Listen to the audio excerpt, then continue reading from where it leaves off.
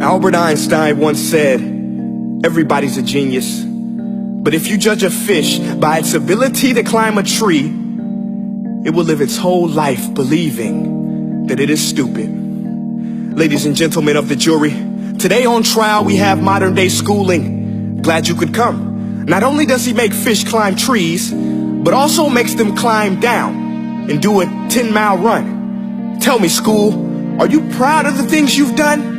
Turning millions of people into robots, do you find that fun? Do you realize how many kids relate to that fish swimming upstream in class, never finding their gifts, thinking they are stupid, believing they are useless? Well, the time has come, no more excuses. I call school to the stand and accuse him of killing creativity, individuality, and being intellectually abusive.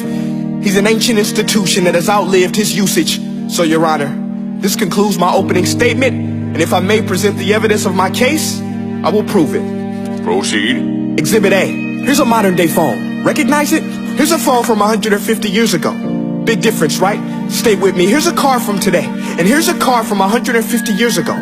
Big difference, right? Well, get this. Here's a classroom of today, and here's a class we used 150 years ago. Now ain't that a shame? In literally more than a century, nothing has changed.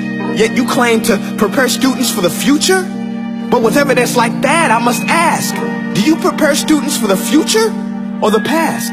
I did a background check on you and let the record show that you were made to train people to work in factories, which explains why you put students in straight rows, nice and neat, tell them sit still, raise your hand if you want to speak, give them a short break to eat, and for 8 hours a day, tell them what to think. Oh, and make them compete to get an A letter which determines product quality, hence grade A of meat. I get it. Back then, times were different. We all have a past. I myself am no Gandhi.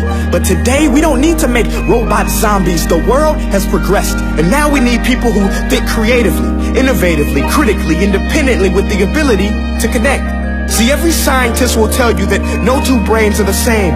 And every parent with 2 or more children will confirm that claim.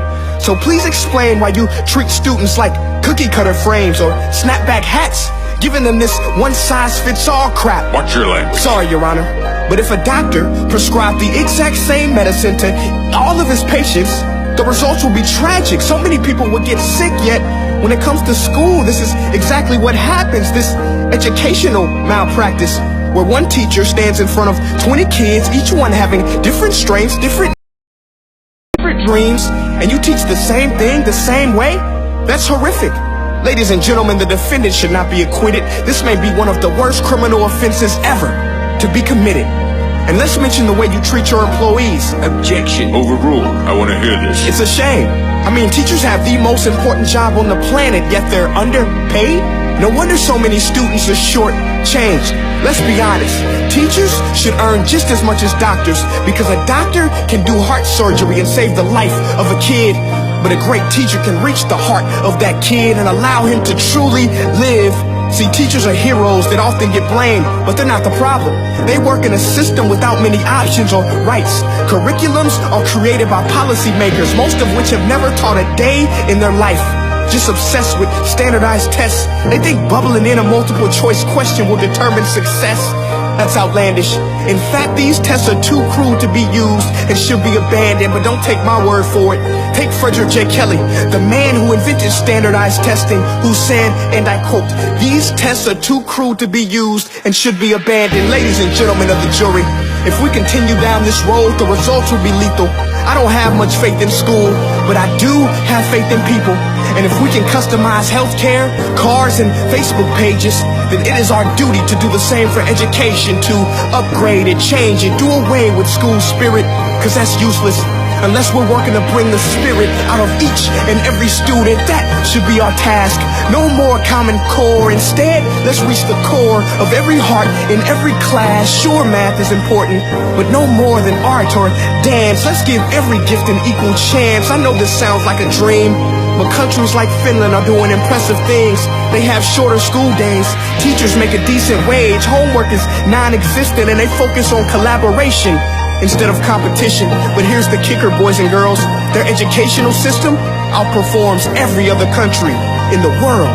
Other places like Singapore are succeeding rapidly. Schools like Montessori, programs like Khan Academy. There is no single solution, but let's get moving. Because while students may be 20% of our population, they are 100% of our future. So let's attend to their dreams, and there's no telling what we can achieve. This is a world in which I believe, a world where fish are no longer forced to climb trees. I'll rest my case.